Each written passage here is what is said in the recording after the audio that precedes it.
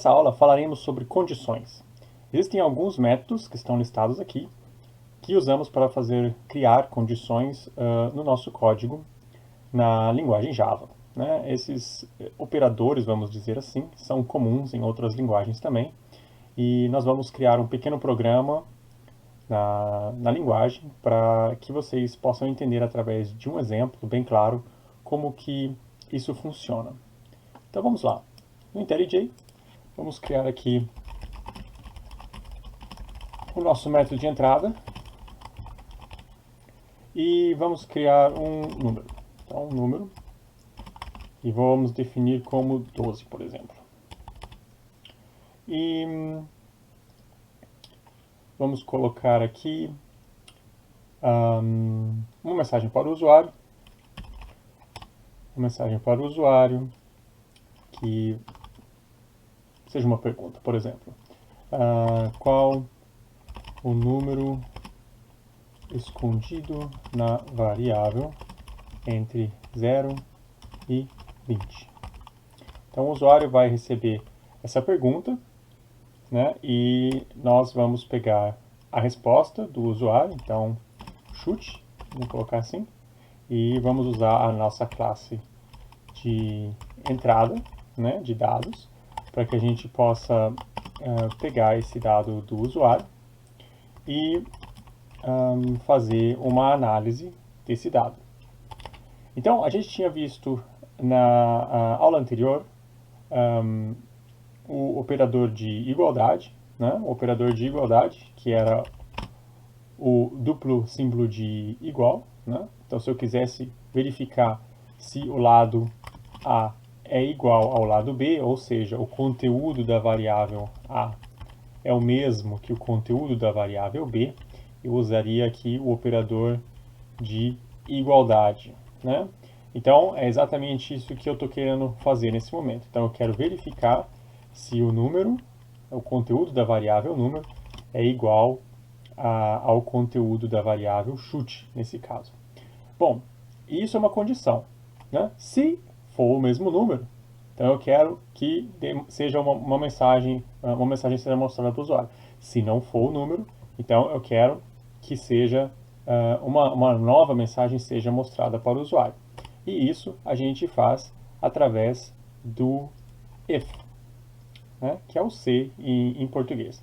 Então a gente quer verificar se o número, né, que a gente marcou lá em cima, esse número não é visível para o usuário, ele está sendo igual ao chute.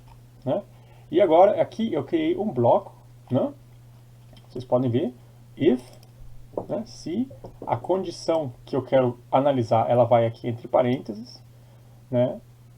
Se essa condição for válida, então esse trecho aqui vai ser executado. E no nosso caso, a gente vai colocar a mensagem: parabéns, você acertou. Não?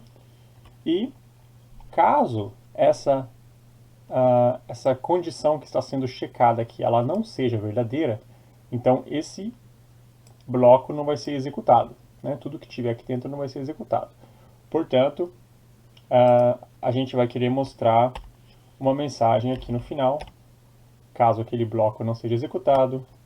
Então vamos colocar aqui, recomece o programa e tente de novo. Né? Então, bem simples a ideia, né? Vamos ver como que isso funciona no código. Então, vamos colocar aqui.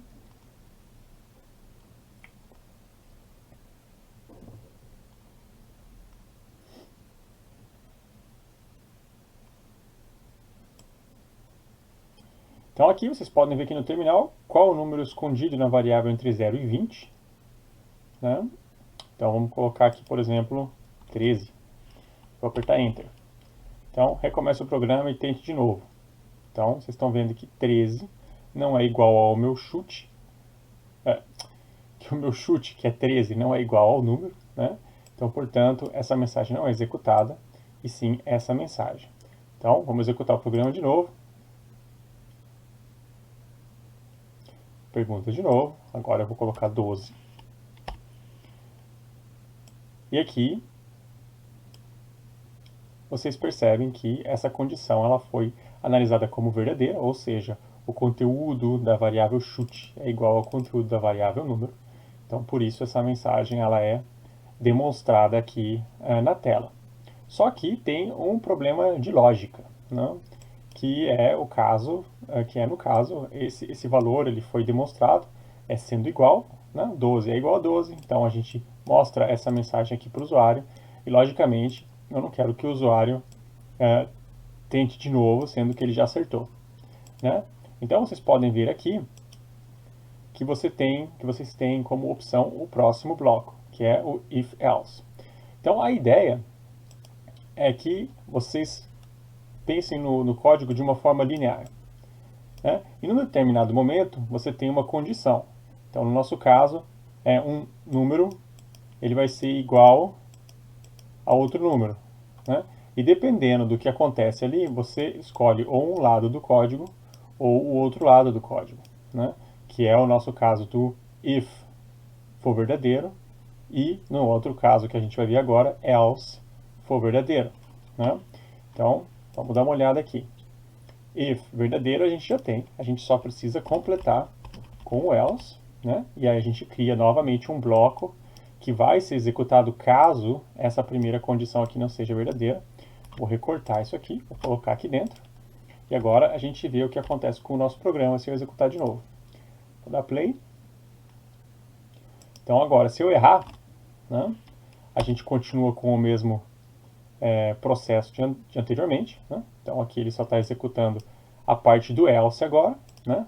Mas se eu acertar, eu não vou ver a mensagem do else. Parabéns, você acertou. E o else ele é jogado fora, por assim dizer, né? Então vamos criar um outro número aqui e eu vou explicar isso também numa próxima aula. Então vou criar só para que a gente consiga entender um pouco melhor como isso acontece. Criar aqui um número aleatório, né? Número aleatório. Pronto. E vamos utilizar agora não mais a nossa mensagem aqui, mas eu vou usar o número aleatório que eu estou criando aqui. Então, qual o número escondido na variável? Então agora eu vou tirar essa mensagem, quero que seja assim. E vamos colocar aqui o número. Então, vamos colocar aqui. Então,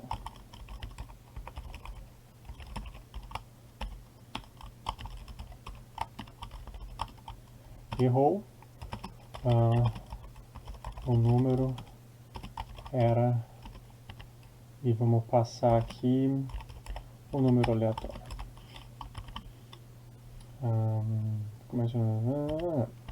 Então até aqui tudo bem. Então vou colocar aqui mais uma mensagem.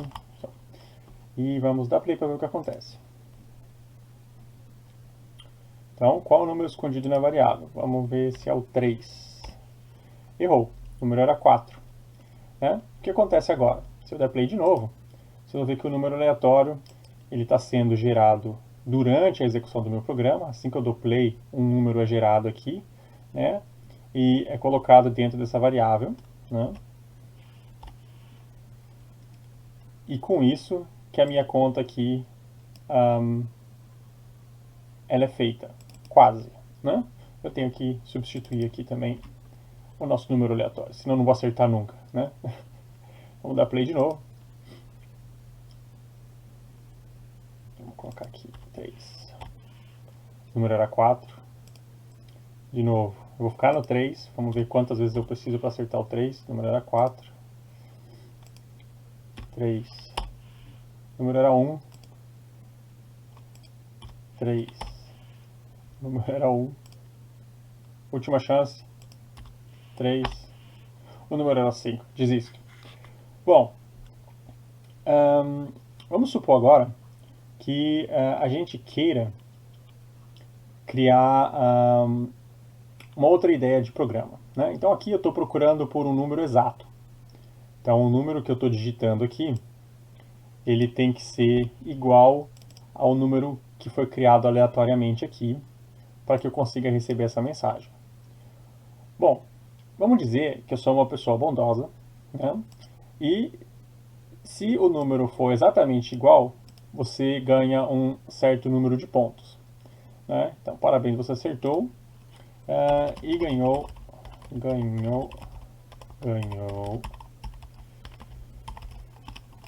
10 pontos. Ganhou 10 pontos, né? Mas, vamos supor que agora o nosso programa ele deva também dar uma opção de acertar ou de chegar perto, né? Vamos dar uma opção de chegar perto. Então vamos colocar aqui else if, ou seja, vamos criar uma outra condição, né? Então se o número for igual, a gente consegue o parabéns, você acertou. Se o número for 1 a mais ou 1 a menos, né? Então eu não vou dar 10 pontos, mas vou dar, por exemplo, 7 pontos. Então, se o meu chute, né, for igual ao número aleatório menos 1, né? Então eu vou pegar um número aleatório, que eu não sei qual é, vou subtrair 1. Então se o meu chute estiver ali, ou, né, a gente já tinha visto também o operador ou na última aula, o meu chute for igual ao número aleatório mais 1, então eu vou dar uma chance aqui para que, se o número for igual, 10 pontos. Se o número for quase igual, ou seja, um para cima, um para baixo, possivelmente, parabéns, você chegou perto e ganhou 7 pontos.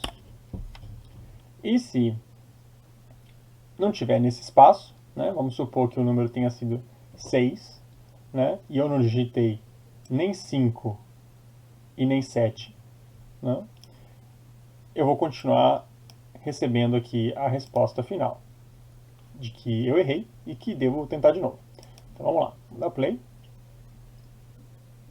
Então qual é o número escondido na variável? Eu vou manter o meu 3. Parabéns, você chegou perto e ganhou 7 pontos. Mas agora eu não fiquei sem saber qual é o número.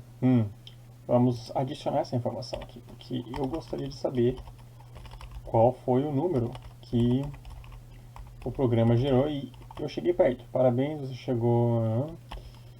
O número era, e vamos usar aqui de novo, então, número aleatório. Então, até aqui tudo bem, e vamos dar play de novo. Vou manter o meu 3.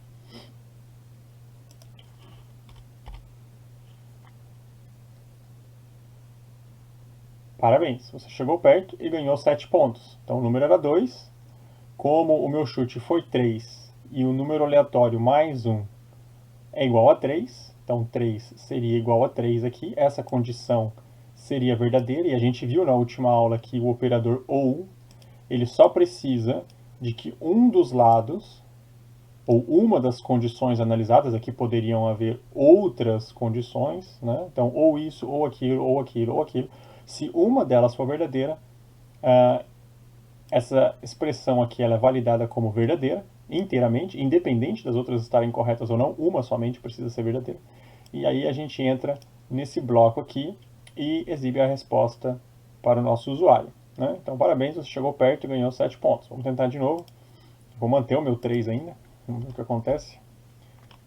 Errou, o número era 5. Então, né, não era um número exato, o meu 3 não é igual a 5. O meu 3 menos 1 é 2 e o meu 3 mais 1 é 4. E nenhum desses dois números, 3 ou 4, é igual a 5.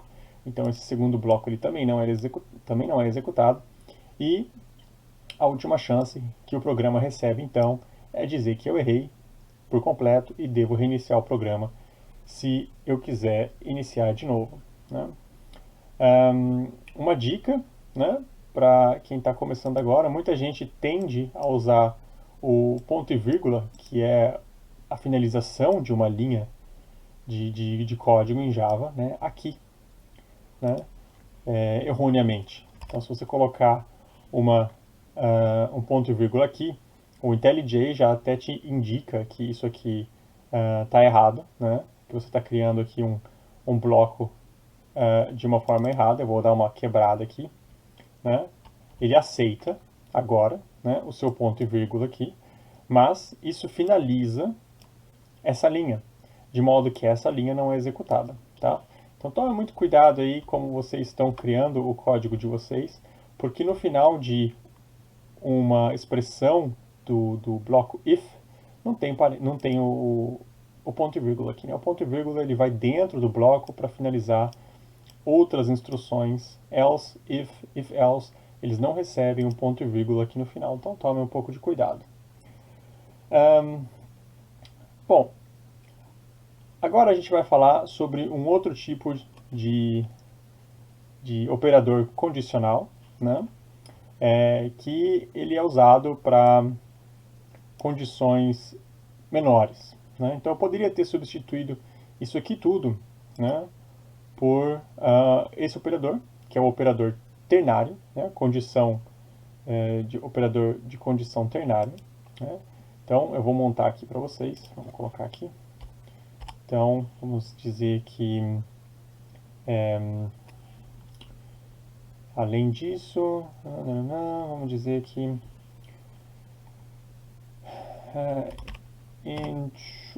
número final vai ser o meu número aleatório. Eu quero saber o número final vai ser o número aleatório se ele era maior que 5. Né? E se ele for maior que 5, eu quero que esse valor seja adicionado de 1, se não, ele seja subtraído 3. Esse aqui é o nosso operador ternário, né? Você tem aqui um operador de relação, então eu estou perguntando aqui nesse caso, o número aleatório, a variável número aleatório, o conteúdo dela é maior que 5, isso é maior, né? Praticamente na língua portuguesa. Então, número aleatório é maior que 5? Pergunta. Se a resposta for positiva, e sempre é dessa maneira, tá? O primeiro argumento que tiver aqui vai ser retornado caso essa condição seja verdadeira. Então aqui, nesse caso, se for verdadeiro, eu quero o número aleatório que ele seja adicionado de 1. Caso contrário, eu quero que seja subtraído 3. Né? E vamos mostrar isso aqui para o usuário. O número final foi... Vamos substituir aqui pelo nosso printf e vamos colocar aqui e vamos passar número final. Então vamos lá, de novo. Vou continuar passando 3. Né? Então, o número final, parabéns, você acertou e ganhou 10 pontos. Então dessa maneira eu sei que o meu chute foi igual ao número aleatório, então era 3. Né? E aqui, essa pergunta é, número aleatório, ele é maior que 5? Não é, 3 não é maior que 5. Então esse bloco ele não é executado e a gente vem para esse bloco. 3 menos 3 é 0. Né? O 0 vem parar aqui dentro e eu uso o 0 para mostrar uma mensagem aqui para o usuário. Né? Esse bloco ele só é utilizado, esse operador ternário, ele só é utilizado na maioria das vezes para fazer checks, vamos dizer assim, para dar uma checagem em condições curtas, né? Conforme a condição vai ficando mais complexa, os programadores tendem a utilizar essa construção com o operador condicional if, else, e else. Né? Bom, vamos supor agora que a gente tenha mais condições aqui. Né? Então, eu não quero mais... então, se ele acertou, beleza. Se eu estou sendo bondoso e esse número está próximo, um para cima, um para baixo, beleza. Se ele errou, ele vai receber essa mensagem aqui. Agora vamos colocar mais uma aqui. Então, se o número for positivo, né? Então vamos colocar aqui que o chute for maior que 0. Então, eu quero receber uma mensagem. E se o chute for menor que 0, eu quero receber uma outra mensagem. Então aqui, vamos colocar aqui o número foi positivo. E vamos colocar aqui, o número foi negativo. E vamos tirar essa daqui do operador ternário para ficar um pouquinho esteticamente mais fácil de entender o código. Então vamos lá. De novo, continuar usando o 3. Enter. Então, parabéns, você chegou perto e ganhou 7 pontos. O número era 4. Vocês percebem que o bloco total, né, o bloco inteiro, ele só entra naquela primeira condição que ele encontrar como válida, né?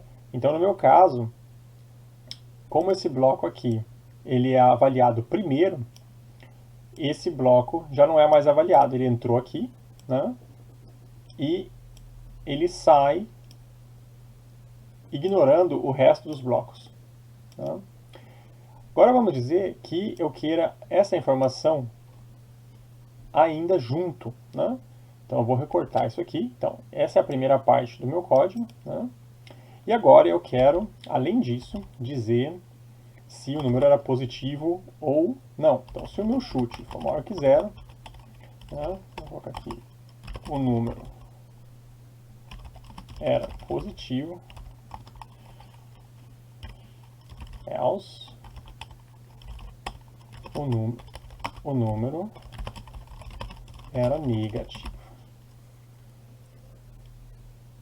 Não?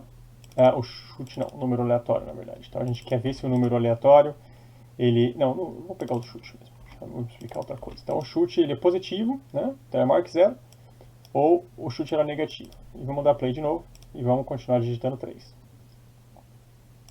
Então aqui 3. Então parabéns, você acertou e ganhou 10 pontos. Então a primeira parte aqui funcionando, né? Então ele sai desse bloco inteiro e vem para o segundo bloco. O segundo bloco avalia se o chute, o meu valor de entrada, ele é maior que 0. Como é, ele coloca isso aqui, né? Bom, mesma coisa, negativo. Então vamos passar um menos 3, errou. O número era 1, né? Recomeça o programa e tente de novo. Então ele vem aqui. E agora ele passa para o próximo bloco. O chute não é maior que 0. Então só sobra esse trecho do código aqui para ser executado. E aí ele fala o número era negativo. Está aqui mostrando certinho. Bom, vocês percebem que conforme o código vai ficando com mais condições, né, vocês vão precisar de muito mais if, else, if, else, if, else, if. E a linguagem possibilita, através do operador switch, né, uma forma mais compacta de se mostrar, de se criar condições. Então, para criar as condições com o bloco switch, eu criei uma nova classe para ficar um pouco mais claro, né? E vamos tentar fazer uma espécie de calculador, onde a gente vai usar o switch para avaliar os tipos de operadores matemáticos e realizar as nossas contas, né? Então eu vou pegar aqui, vou digitar para o usuário, digite o primeiro valor, né? E vou pegar esse valor com o tipo double, né? Então primeiro número, e vamos digitar aqui new java util scanner system in next double, e vou salvar aqui, né? E vamos pedir o operador. Então digite a operação desejada. Então mais, menos, divisão, multiplicação, né? E vamos pegar com o operador no tipo de variável char, né? Porque é um símbolo só, vamos dizer assim, né? Então a mesma coisa, util scanner system in next line.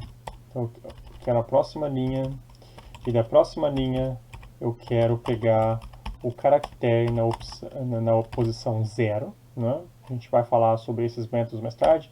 A gente quer falar sobre o switch aqui, então sem muita explicação nessa parte. E vamos pegar uma nova variável para o segundo número, né? E a mesma coisa, util, scanner, system in, next double. Faltou aqui a mensagem para o usuário, vamos colocar aqui, digite o segundo valor, né? Então até aqui a gente tem todos os valores que a gente precisa para fazer uma conta, né? Então eu vou fazer primeiramente com if, né? Então se o operador, né, ele for igual ao símbolo de mais, né? Então aqui nesse caso eu quero fazer uma soma, então eu quero mostrar para o usuário o resultado. Então vamos colocar aqui resultado da soma, e vai ser justamente o primeiro número mais o segundo número, né? Então se eu executar esse programa aqui agora, acho que eu executei o primeiro ainda. Vamos executar aqui esse, logicamente. Então digite o primeiro valor 4. Então digite a operação desejada, mais. Digite o segundo valor 5. Então o resultado da soma 9, né? 9.0 porque eu estou pegando aqui os valores do tipo double, né? Então valores decimais. Bom, se eu quiser fazer as outras operações agora, na verdade, eu posso fazer de várias maneiras, né? Uma maneira é copiar esse bloco, né, e fazer aqui o menos, a divisão, a multiplicação, né, resultado da soma, na verdade. Então aqui subtração, aqui divisão, aqui multiplicação, e os operadores logicamente também devem corresponder, né? Então o primeiro número menos o segundo número, dividido pelo segundo e multiplicado pelo segundo. Então agora eu tenho aqui as 4 operações que elas vão depender da entrada do meu operador. Então vamos lá executar de novo. O primeiro valor eu quero que seja um 2, né? E agora eu quero que seja multiplicado por 7, né? Então o resultado da multiplicação é 14. Só que isso também poderia ser feito de outra maneira. Então, né? Então eu posso criar com vários ifs, logicamente, mas isso fica muito extenso, por assim dizer, né? Então a gente pode usar o switch, que é o tema dessa classe aqui, na verdade. Então a gente vai dar um switch em cima do operador, ou seja, o operador é que a gente vai estar olhando para criar os nossos diferentes tipos de condição, os nossos cases, né? Então aqui case, né? E eu vou dizer, então se o case for o sinalzinho de mais, então eu vou querer que aconteça exatamente isso aqui. Então aqui case, e o case tem essa estrutura aqui. Então switch, o que eu vou estar variando nos meus cases, né? Quais são os casos que podem acontecer aqui dentro. Então o caso em que o operador for o sinal de mais, eu quero que isso aqui seja executado, né? Aqui poderiam existir outras linhas, mais, né? E só essa operação, ou seja, depois de ser executado isso aqui, eu quero que o código pare, que haja um break, né? Uma quebra aqui, para que os outros casos não aconteçam. A mesma coisa que isso acontece aqui, que acontece aqui no if, né? Ele só executa esse caso e depois ele não pula para esse aqui. Então a gente quer o mesmo processo aqui. Então vou copiar esse bloco e vamos fazer de novo. Vocês estão vendo que agora ele acusa, porque os casos são iguais. A gente não quer isso, logicamente, a gente quer outra operação. Então aqui a gente copia o da subtração. Então vamos copiar de novo o case, só que a gente vai colocar aqui agora, acho que era a divisão que eu tinha feito. Divisão, então é esse aqui. Coloca aqui. E o último caso é o da multiplicação. Então a gente vem aqui, Vamos copiar isso aqui, colocar aqui e substituir. E agora isso aqui tudo pode ser eliminado, porque a gente já tem ali dentro do nosso switch todas as possibilidades. Então vamos executar de novo. Primeiro valor 4, dividido por 2, dividido por 2, 2. Né? Então aqui vocês estão vendo agora que todos os meus ifs foram substituídos por um switch. Né? E no caso eu dou switch em cima do operador possível aqui pelo usuário. Bom, é isso. Espero que vocês tenham aproveitado. Né?